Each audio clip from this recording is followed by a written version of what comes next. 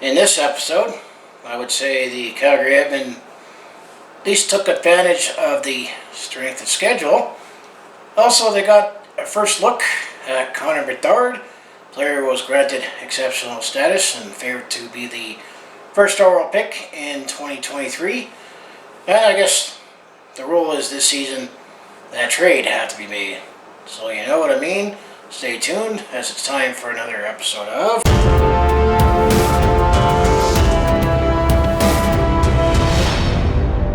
Hi there, it's Brett Hornby here, and welcome back to another episode of my Calgary Hitmen in 6.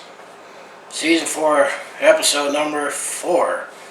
As we'll talk about and recap how games 13 to 18 went during the 2021-2022 WHL Regular season. In the last episode, I was kind of still figuring out what the Calgary Hitmen are made of this season.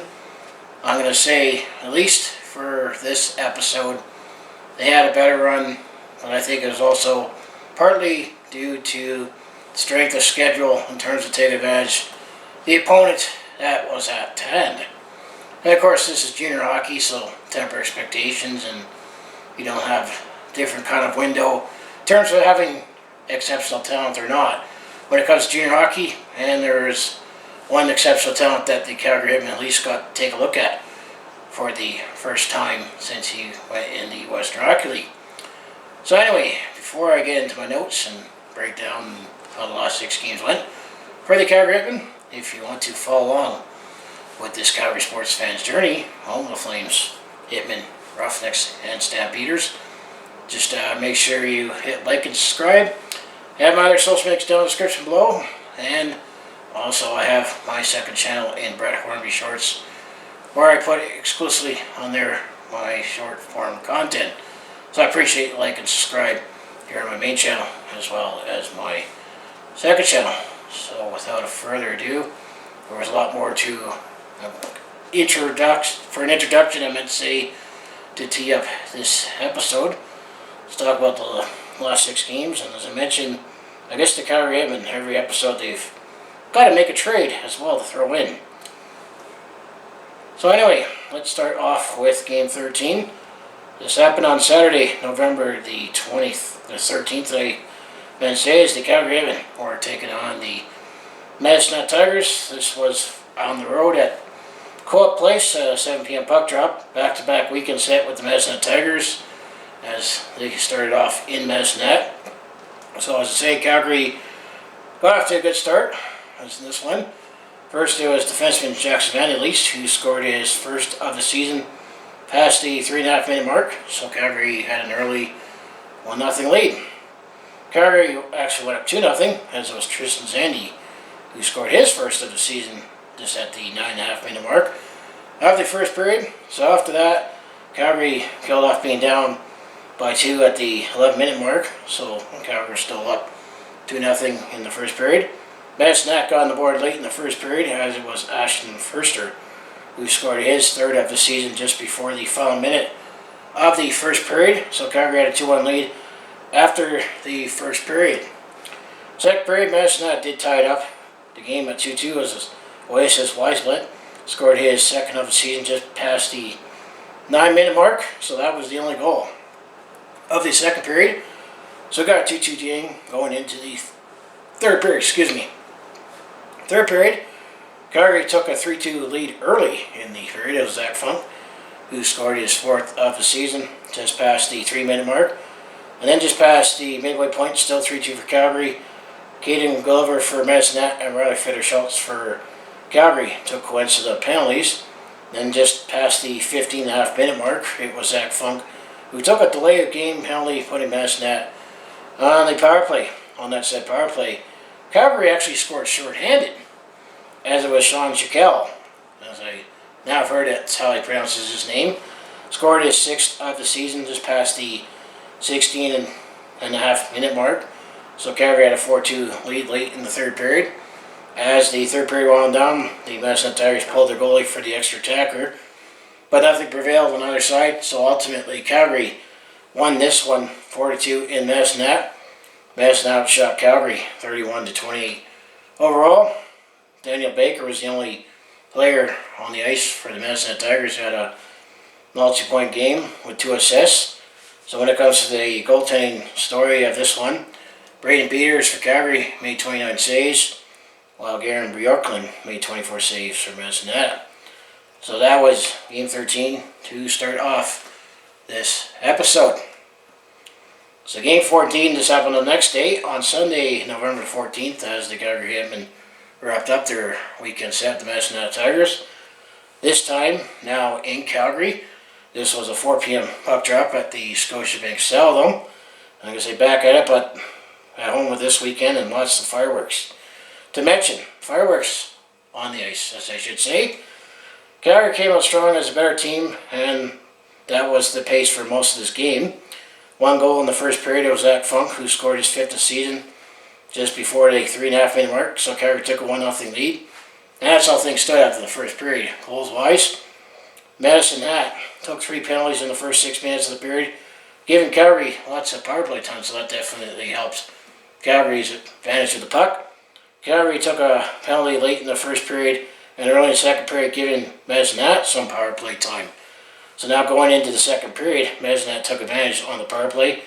Early in the second period, first Madison tied it up at 31 seconds in the second period. It was Aston Furster who scored his 4th of the season, and Lucas Velsky just before the 2-minute mark. So just before the 2-minute mark of the second period. Now Madison had a 2-1 lead. Then at the 2:23-minute mark of the second period, after Madison goes up 2-1, let's highlight some fighting. There was definitely some fighting to report.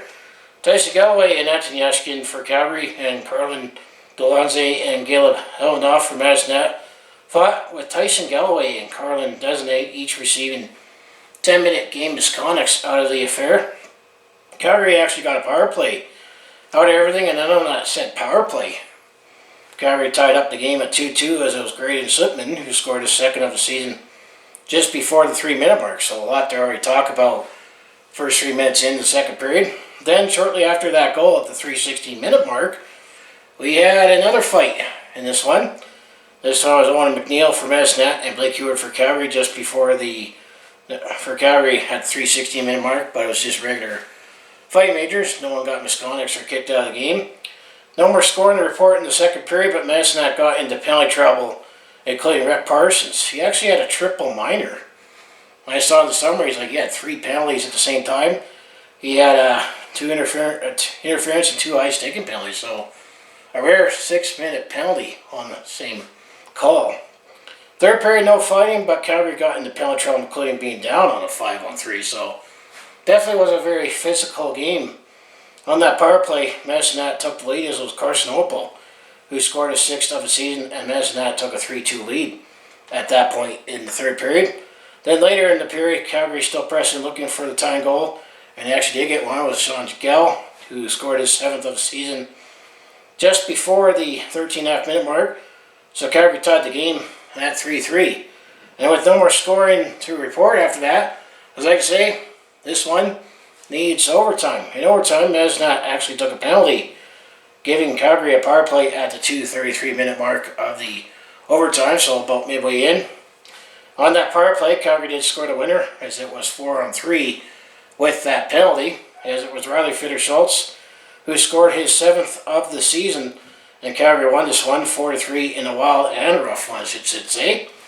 Calgary also outshot Madison at 47-31 overall, including 5-2 in overtime. So Calgary was led by Sean Jekyll and Riley Fitter-Schultz. Each had a goal and 2 assists. Madison was led by Carson Opal, who had a goal and 2 assists, so he's on every Madison goal. However, he was the one that took the penalty in overtime. So the goaltending story of this one, I should also mention that Lucas Yowski and Anton Furster each had a goal and assist. Now getting to the goaltending, well, it was Ethan Benaventura who actually made the start for Calgary, made 28 saves, while it was Garen Bjorklund who made 43 saves for Madison. So that was the weekend set with Madison. So Calgary took both games, including the second one at home in overtime. So game 15. Now we're on Friday, November the 19th, as the Calgary Hitmen were on the road, as they were taking on the Red Deer Rebels. This was at the PV Mart Centrium, 7 p.m. puck drop. And as I said, this weekend recapping, Calgary was on the road, starting in Red Deer. First period, Calgary started off as the better team, but they got outplayed in periods 2 and 3. Red Deer did take 2 penalties, but Calgary did not get a goal. However, Calgary's first penalty game came just before the 12-minute mark of the first period. That put Red Deer on the power play. On that set power play, it was Archie Baines who scored his 8th of the season past the 12.5-minute mark. So Red Deer took a 1-0 lead, and that's how things stood after the first period. Red Deer up 1-0. Second period, there was no scoring report, but it was Braden Peters who definitely stood on his head, keeping Calgary in the game. So Calgary still was down 1-0 going into the third period. Calgary did take a few penalties, including a couple too many men penalties in the second period. Third period, Red Deer kept pressing their strong play, but the game stayed 1-0 until the final few minutes of the third period, as Calgary pulled the goalie for the extra attacker with 40 seconds to go in the game, the third period. Red Deer put his away. It was Blake Stevenson who scored his 8th to make it 2-0 for Red Deer. Also on that play, the goal, Zach Fuck for Calgary took a misconduct penalty on that play. So Red Deer ultimately takes this one 2-0 as they shut out the Calgary Hitmen. Red Deer also shot Calgary 34-22 overall. Blake Stevenson of Red Deer had a goal and assist. Goaltending story, Braden Peters definitely stood on his head, just didn't get any offensive support. Made 32 saves for Calgary, while it was Chase Coward who made 22 saves for Red Deer in the shutout. So that was game 15 against the Red Deer Rebels. So game 16, this was on Sunday, November the 21st, as the Calgary Hitmen was still on the road, as they head further up to QE2 as they took on the Edmonton Oil Kings. This was a 4 p.m. puck drop at Rogers Place, second road game for the weekend up in Edmonton. Had another Belleville Alberta feel to it. Well, lots of rough stuff. Tristan Zandy for Calgary took a double minor at the 6-minute mark, and Keegan Slaney took a major for checking from behind, which led to misconduct just past the 10.5-minute mark. Interesting, Keegan Slaney, he actually used to play for the Edmonton Oil Kings, now came to Calgary in the League Pro Cup trade that happened earlier in the season. On that power play, though, it was Josh Williams who scored his 9th of the season. So Edmonton took a 1-0 lead at the 13.5-minute mark of the first period. That was the only goal to report, so Edmonton had a 1-0 lead.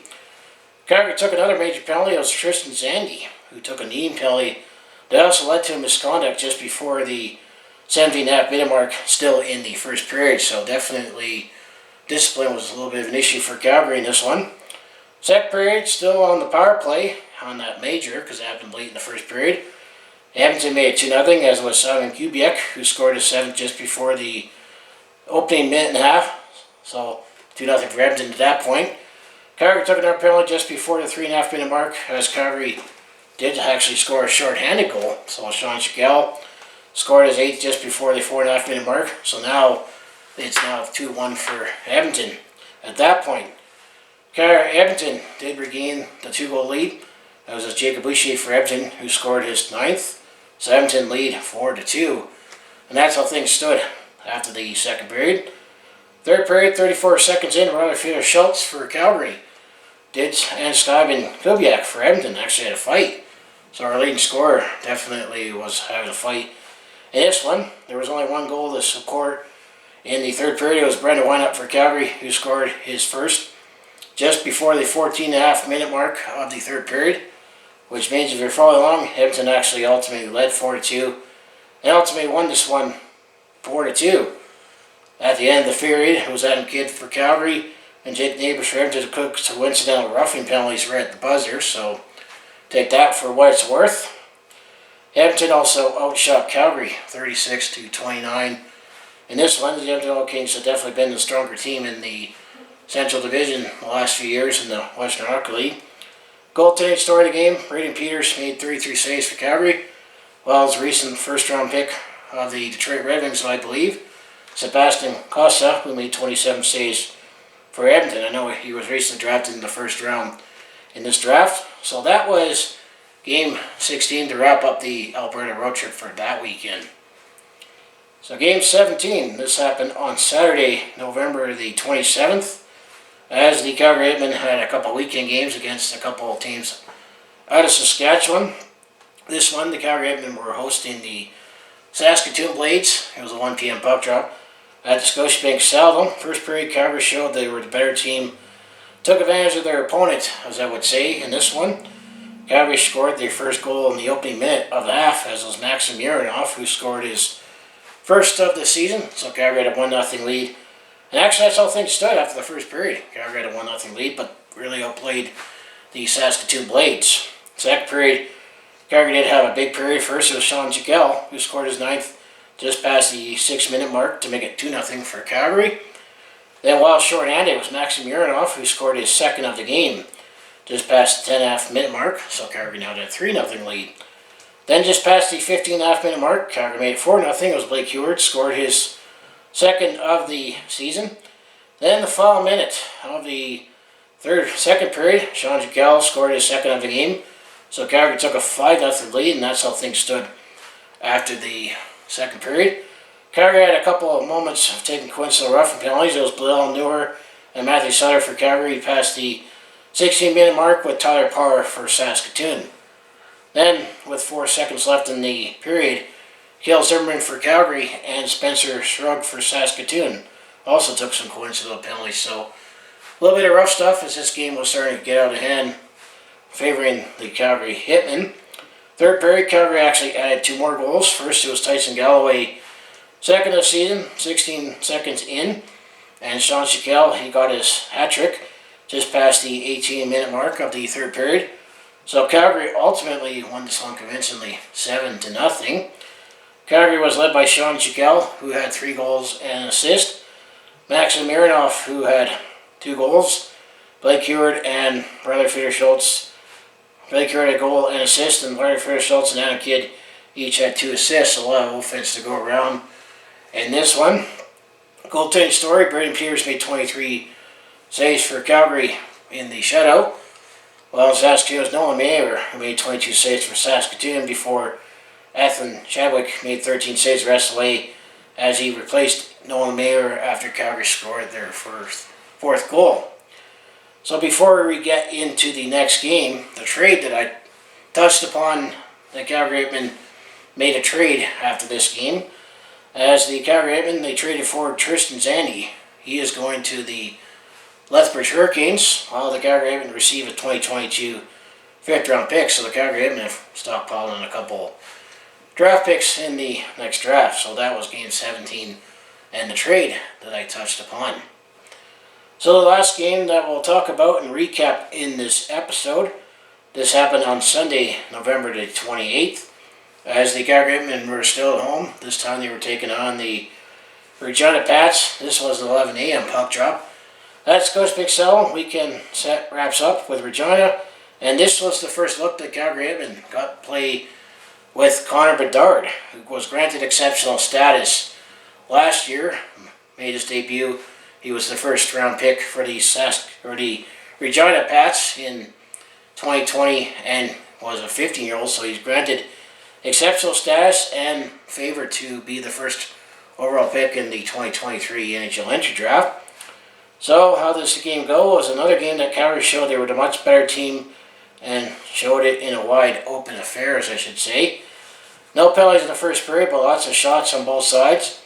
Calgary had a big final 2 minutes of the first period by scoring 3 goals. First, it was Grady Schlipman, scored just his third just past the 18-minute mark to make it 1-0 for Calgary. Then 29 seconds later, Riley Fitter-Schultz scored his 8th to make it 2-0. And then 27 seconds later, in the first period, Oliver Tulk scored his third, and Calgary took a 3-0 lead after the first period. Second period, Calgary took an early penalty but added another shorthanded goal as it was Sean Jekyll who scored his 12th of the season just before the minute and a half mark after his big game the night before. So Calgary led 4-0 at that point. Then just before the 10.5-minute mark, Calgary made it 5-0 as Maxim Urinov, who had a big weekend, scored his third of the season and the weekend. So that was 5-0 at that point. Regina did get 2 goals a minute and 9-minute span to make it 5-2 for Calgary.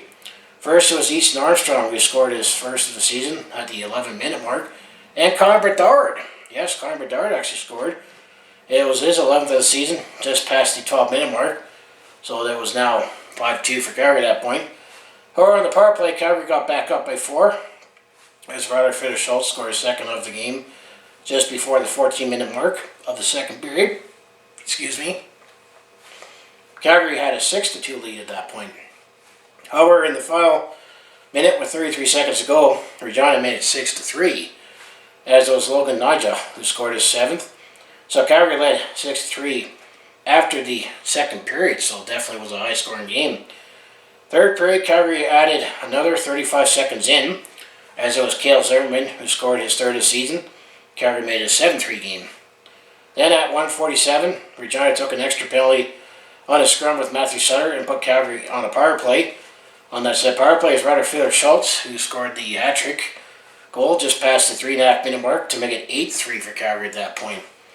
Ryder Schultz scored his 4th of the game, so he had a 4-goal game just past the 7.5-minute mark, so Calgary made it 9-3. Just before the 9-minute mark, it was Logan Nyhoff who took a boarding major, giving Calgary a power play. Then on that power play, Calgary made it 10, as it was Cale Zimmerman scored his 2nd of the game just before the 9.5-minute mark. So Calgary led 10-3 and ultimately won this one by a touchdown and a field goal, as were very dominantly in hockey with a 10-3 win. Shots were 42 apiece for either side. So led the way for Calgary with Ryder Schultz. He had 4 goals and 2 assists, so he had a 6-point game. Cale Zimmerman scored 2 goals, and Sean Schickel, he chipped in with a goal and 3 assists. Jackson Vanderlee, Zach Fund, and Brandon Blynott each had 2 assists.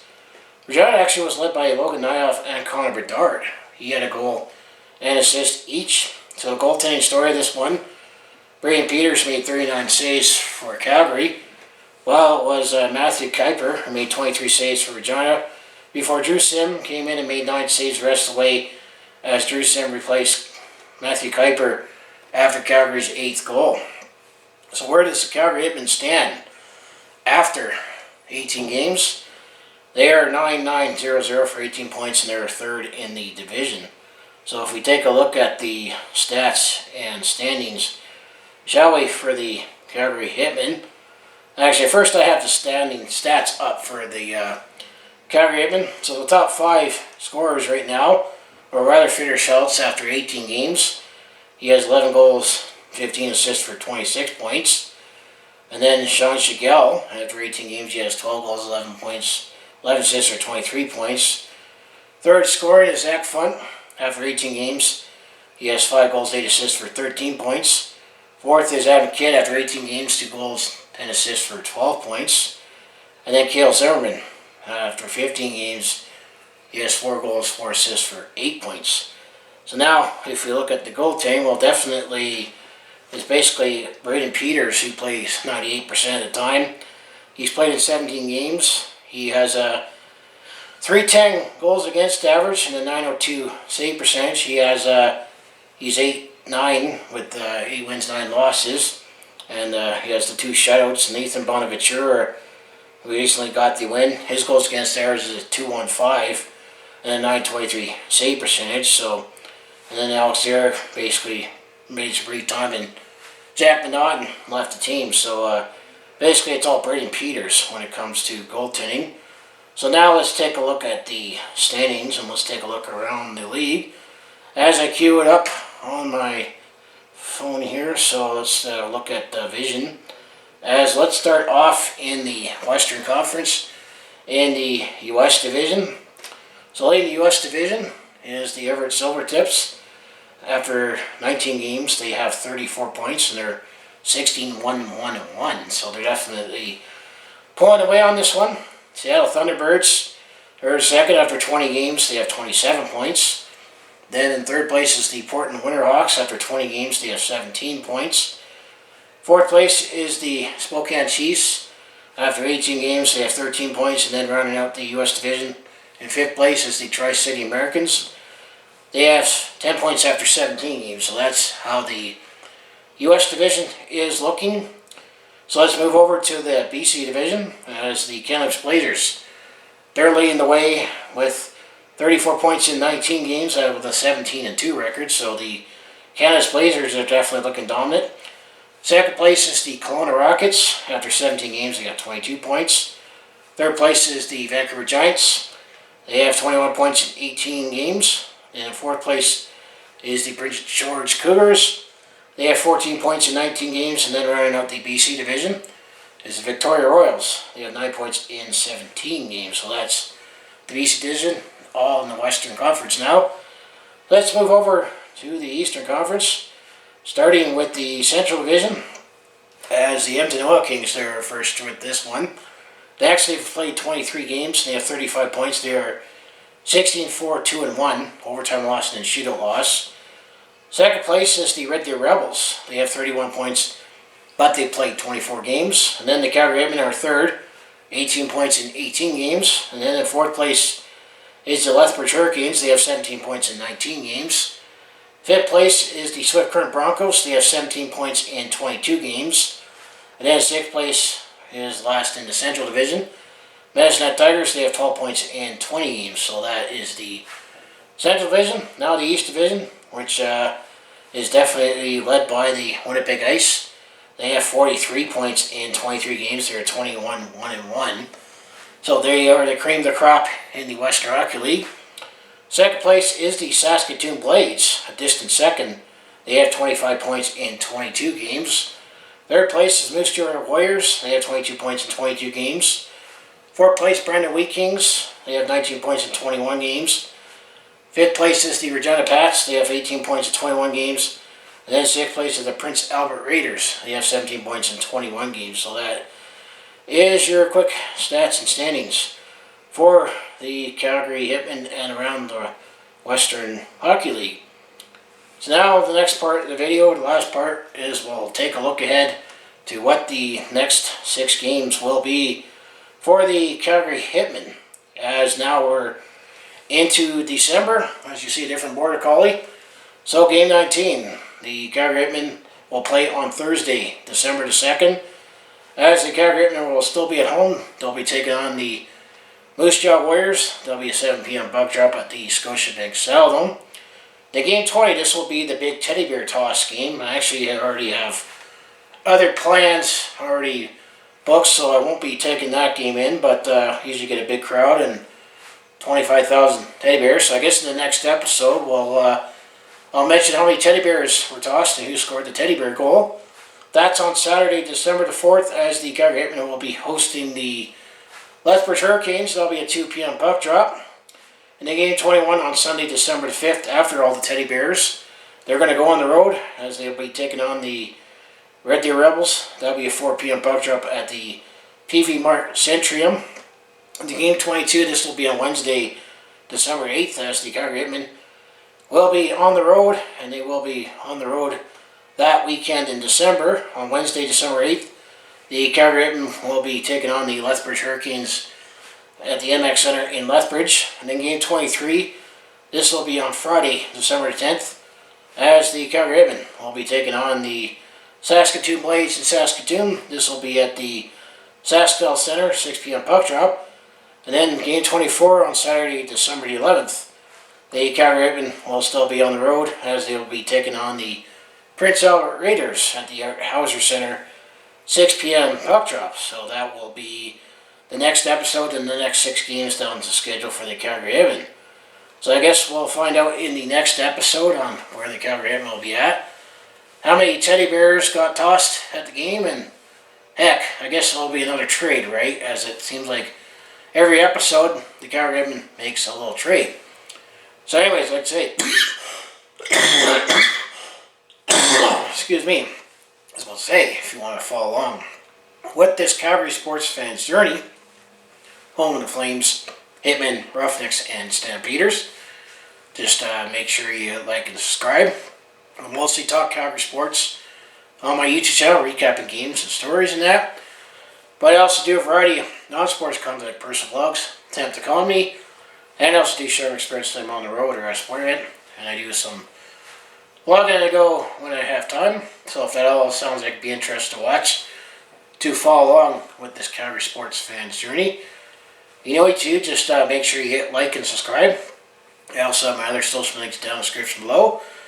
And as I already mentioned, I also do have my second channel in Brett Hornby Shorts, where I put my short form content on there exclusively, the YouTube Shorts. So I appreciate the like and subscribe on my main channel right here, and my second channel as well. So as a close out, say, let's go Hitmen. Thanks for watching, and I'll see you in the next video.